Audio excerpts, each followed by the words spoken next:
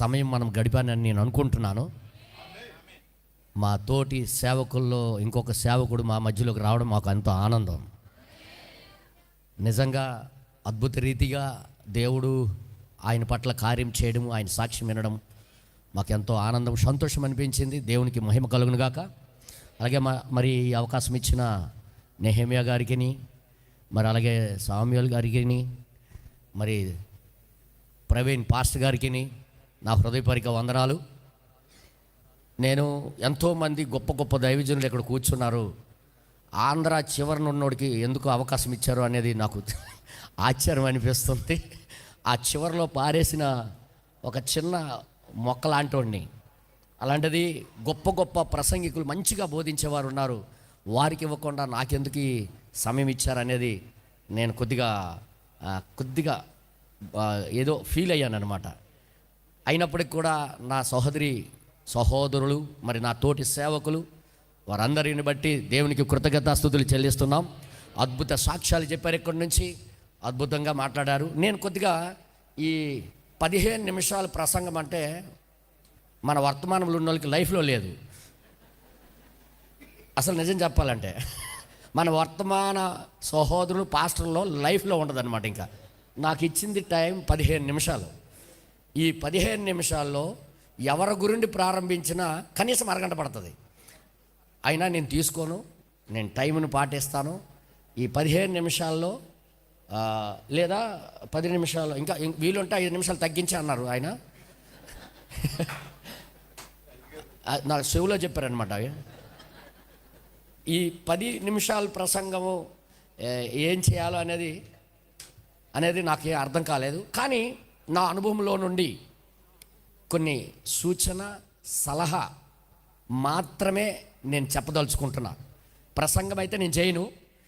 నా అనుభవం నుంచి అభిషేకము పొందిన తర్వాత ఏమి జరగబోతుందో అనేది కూడా నేను చెప్పాలి. అది నా అనుభవము. అద్భుత రీతిగా చెప్పారు. చాలా పాస్టర్ గారు కుమారులు పాస్టర్ అవ్వడం అనేది చాలా కష్టం, వాస్తవం. ఇది కష్టం. ఇంకొక భాగం మీకు చెప్పాలనుకుంటున్నాను. అభిషేకం అనేది ఆటలు ఆడుకునేది కాదు, ముందు గుర్తుపెట్టుకోవాలి. ఈ అభిషేకము నిన్ను చంపగలదు, నిన్ను నిలబెట్టగలదు. ఎవరైతే అభిషేకం పొందామని ఇది కాలర్ లగరేసి తిరిగేది కానే కాదు. ఇది మీకు బైబిల్లో కొన్ని విషయాలు నేను చూపిస్తాను. బైబిల్లో ఉంది ఇదంతా. ప్రవక్త గారు చెప్పారు, వర్తమానాల్లో కూడా చెప్పారు. అది కూడా మీకు చూపించాలంటే చాలా టైం పడుతుంది. నేను అవన్నీ నేను మామూలుగా చెప్తాను, మీరు వెళ్ళి చెక్ చేయండి, ఇంటి దగ్గరికి వెళ్ళి వర్తమానాలు ధ్యానించండి. అభిషేకం అనేది, పిలుపు అనేది, అభిషేకం అనేది ఎలాగ మనిషికి దెబ్బ తీయగలదో లేకపోతే నిలబెట్టగలదో ఈ రెండింటికి నేను చూపిస్తాను. దయచేసి మీరు అందరూ చూడండి. ఒక అభిషేకం క్రింద ఒక సేవకుడు వచ్చి సేవ చేయడానికి వచ్చినప్పుడు ఆయన ఖచ్చితంగా తిట్లు తినాలి, మాటలు కాయాలి, చెప్పు దెబ్బలు కూడా పడతాయి.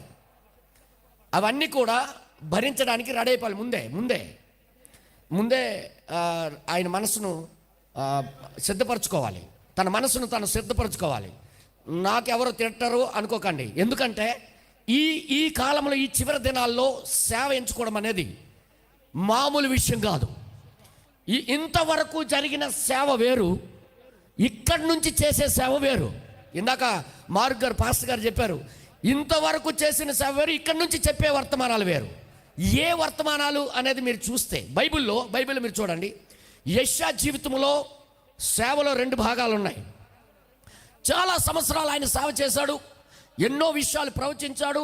ఒక దైవజనుడుగా పుట్టుక నుండి ఆయన అభిషక్తుడై ఉండి కూడా సేవ చేసినప్పుడు ఒక టైం వచ్చినంత వరకు ఒక విధంగా ఉండేది. అది ఆశీర్వాదాలు, అందరూ ప్రేమించే విధంగా సేవ చేశాడు ఆయన. ప్రేమించే విధంగా, అందరూ మెచ్చుకున్నట్టుగా, అందరూ ఆదరించేటట్టుగా, అందరికీ దీవించేటట్టుగా ఉండేది ఆయన పరిచర్య. ఎప్పుడైతే మరొకసారి అగ్ని వచ్చి ఆయనకి తాకిందో, ఎప్పుడైతే ఆయనకి అగ్ని వచ్చి తాకిందో, ఆ యొక్క తన నోటికి తాకిందో, అప్పటి నుంచి ఆయన పరిచర్య ఏమైపోయిందో తెలుసా? ఇప్పుడు దీవెనలు కాదు, ఇప్పుడు దీవించే పరిచర్య కాదు, లేకపోతే ఇంకొకరికి ఆశీర్వదించే పరిచర్య కాదు. ఇప్పుడు ఎదురుగా వెళ్ళి తప్పు చేసే మనిషికి వెళ్ళి ఖండించి బుద్ధి చెప్పి అతడికి ఏమవ్వబోతాడు అనేది చెప్పడం. మీరు యెషయా గ్రంథం 6వ అధ్యాయంలో 11వ వచనం నుండి మనం చదివితే ఆయన ఏం చేయడానికి వెళ్తున్నాడు? ఇక్కడ నుంచి నువ్వు వెళ్ళి గుడ్డివారిగా చేయిపో అన్నాడు ఆయన. ఇదేం పరిచర్యో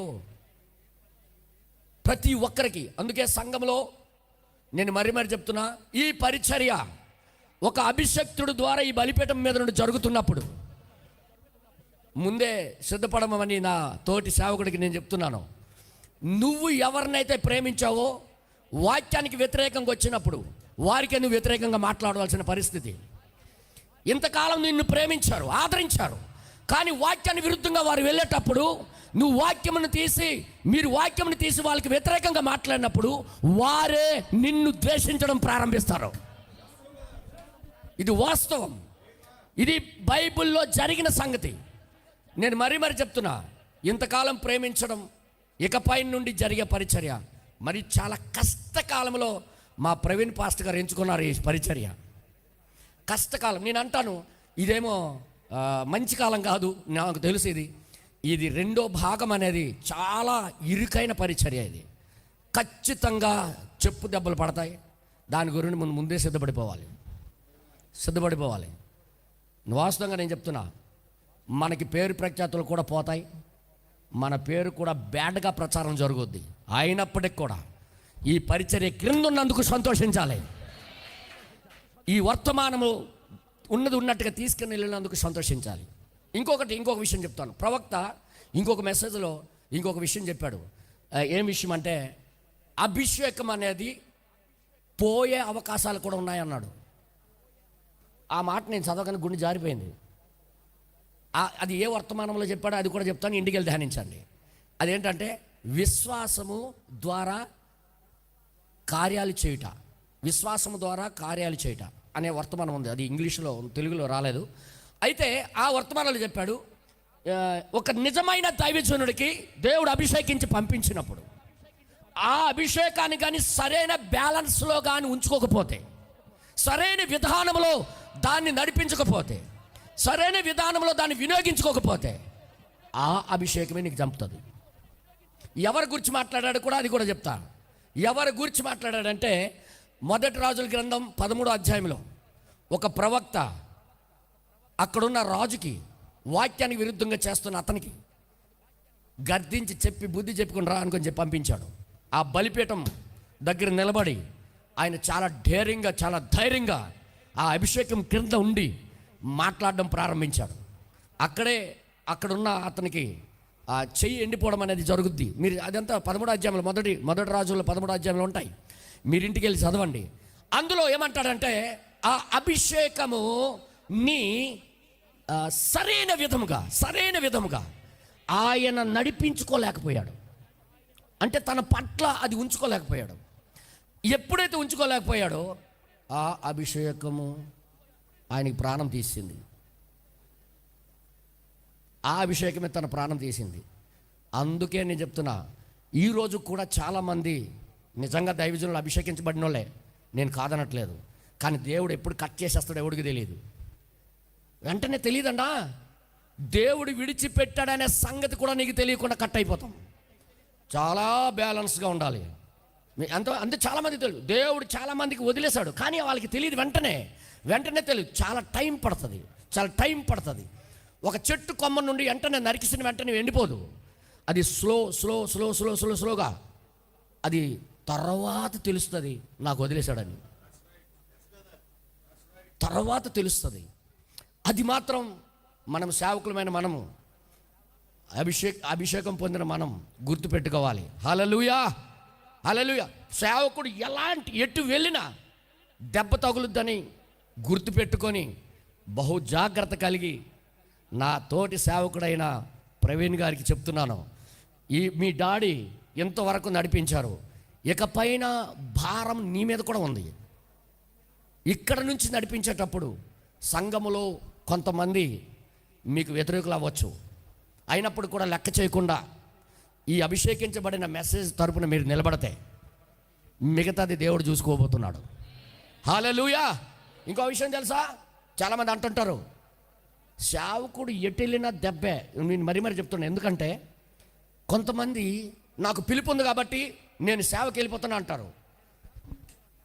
పిలుపున్నప్పటికీ కూడా దేవుడు టైం ఇచ్చినంత వరకు తొందరపడినా దెబ్బే.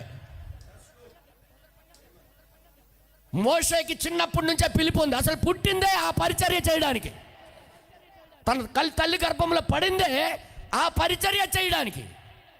కానీ కొద్దిగా తొందరపడ్డాడు, కొద్దిగా ముందడుగు వేశాడు, ముందుగా చేయడానికి ప్రయత్నం చేశాడు. ప్రవక్త చెప్పాడు ఆ విషయంలో. తర్వాత ఏమైందో మీ అందరికీ తెలుసు. 40 సంవత్సరాలు అడవిలోకి వెళ్ళి గొర్రెలు కాసుకోవాల్సి వచ్చింది. అడవికి వెళ్ళి గొర్రెలు కాసుకోవాల్సి వచ్చింది. తర్వాత ఇంకో 40 సంవత్సరాల తర్వాత దేవుడు మరలా ఆయనకి దర్శించాడు. అక్కడ ప్రవక్త ఏమన్నాడంటే, నీకు పిలుపున్నప్పటికీ కూడా ఎదురు చూడాలా. ఇవన్నీ కూడా ఒక సేవకుడికి జాగ్రత్తలు అనమాట. మనకి ఒక జాగ్రత్తలు. విశ్వాసులందరూ కూడా వాళ్ళందరికీ కూడా మనం సంతోషపెట్టలేమని, ఉన్నది ఉన్నట్టుగా చెప్పేటప్పుడు నీకు వ్యతిరేకులు అవుతారని, ఆ వ్యతిరేకత అయ్యేటప్పుడే కృంగిపోకుండా నిలబడాలని దేవుడు చాలా మెసేజ్లు చెప్పాడు ఆయన మనకి. అందుకే నా సేవలు నేను చూస్తున్నా, నేను ఏ కొండలోకి వెళ్ళినా, ఏ అడవిలోకి వెళ్ళినా వెళ్ళనే పిలిచి, పాస్టర్ గారు వచ్చి మా సంఘంలో వాక్యం చెప్పండి అనేవారు. ఇప్పుడు ఏమైందో తెలుసా? ఇప్పుడు ఈ కాలం, ఇప్పుడు ఎలాంటి గడ్డు కాలం అంటే, ఇంకా అవకాశాలు లేని టైం ఇది. పూర్తిగా ద్వారాలన్నీ మూసేస్తున్నారు, చుట్టుపక్కల అన్ని విధాలుగా మూయబడుతున్నాయి. ఈ సత్యమైన వర్తమానానికి జాగాలేదు ఇక. కానీ ఇలాంటి టైంలో ప్రజలకి చెప్పవలసింది ఆశీర్వాదాలు కాదు, ఇప్పుడు వారికి ఏమి జరగబోతుందో చెప్పాలి. ఇప్పుడు ఏమి జరగబోతుంది, ఈ వాక్యానికి త్రోసినందుకు ఏమి జరగబోతుంది అనేది చెప్పాలా. ఇది మహా కష్టమైన టైం. మా తోటి సేవకులు చెప్పినట్టుగా చాలా కష్టమైన టైంలో పరిచర్యను ఎంచుకున్నాడు. ఇంతకాలము చేసిన సేవ వేరు, ఎక్కడి నుంచి జరగవలసిన సేవ వేరు. హల్లెలూయా. ఏ పాస్టర్లు అయితే నాకు పిలిచేవారో, ఈరోజు ఆ పాస్టర్లు వాళ్ళ సంఘాలు ఏం ప్రచారం చేస్తుంటారో తెలుసా? ఓబేద్ గారు వస్తే రానివ్వకండి, ఆయనతో ఎవరు మాట్లాడకండి, ఆయన మాట్లాడకండి. నేను అనుకున్నాను, వేయవలసిందంతా నేను వేసేసాను, నువ్వు మూసినటి మూగిపోతే ఏంటి, పిలిచినటి పిలవకపోయినా ఏంటి, మీకు ఏది చెప్పాలో అది మీ దగ్గర తీసుకొని చెప్పని జవాబు మీరు చెప్పాలి. ఇప్పుడు నేను కాదు చెప్పవలసింది, మీరు చెప్పాలనుకొని దేవునికి స్తోత్రం అని చెప్పాను అనమాట. ఈరోజు నేను నెలకి 15-20 బాప్తిసాలు ఇచ్చేవాడిని, నెలకి, ప్రతి నెల. కానీ ఇప్పుడు సంవత్సరానికి ఎన్ని అవుతున్నాయో తెలుసా? 20. నెలకి 20 చేసి బాప్తిసాలు ఇచ్చి, సువార్త చేసి బాప్తిసాలు ఇస్తే, సత్యము చెప్పినందుకు ఇప్పుడు సంవత్సరానికి 20 అవుతున్నాయి. ఇంక వచ్చే సంవత్సరం ఎన్ని తగ్గిపోతుందో తెలియదు. నాకు తెలుసు ద్వారాలు మూసిపడినట్టుగా కనబడుతున్నాయి. ఈ ద్వారాలు మూసే టైంలో మా తమ్ముడు ప్రవీణ్ పాస్టర్ అయ్యాడు. ఇక్కడ 3వ ఈడుపు పరిచర్య ఎక్కడి నుండి చేయాలా? ఇక్కడి నుంచి జరిగింది 3వ ఈడుపు పరిచర్య. మీరు యెషయా గ్రంథం వెళ్ళి చదవండి, ఆయన చెప్పింది 3వ ఈడుపు పరిచర్య. హల్లెలూయా. అలాంటప్పుడు మీ పాస్టర్ గారి కోసం సంఘమంతా ప్రార్థన చేయవలసిన బాధ్యత ఉంది.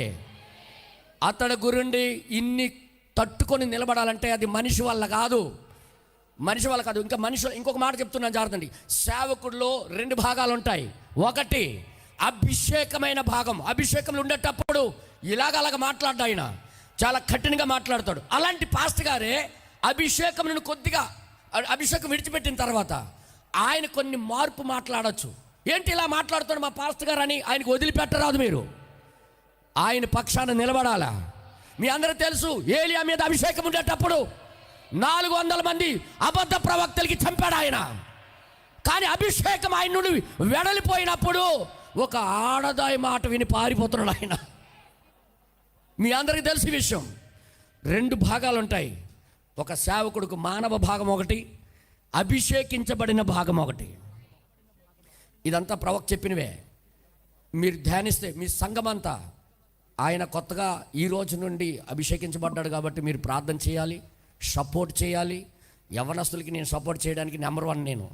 ఎవరైతే యవనస్తులు పరిచర్య చేయడానికి వస్తారో వాళ్ళకి నేను ప్రోత్సహిస్తాను. నేను కూర్చుంటాను, వాళ్ళకి ముందుకెళ్ళు అని తోసే స్వభావం.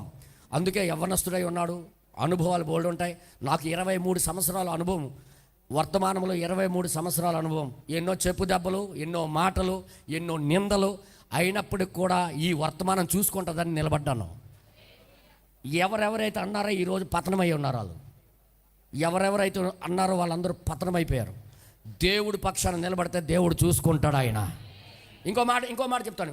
ఇంకో అభిషక్తులకి ఎలాంటి పరిస్థితులు ఇరికించేస్తారంటే, ప్రవక్త చెప్పాడు ఆ విషయము, ఎప్పుడు కూడా వారు చేయవలసింది మనతో చేయిస్తారంట.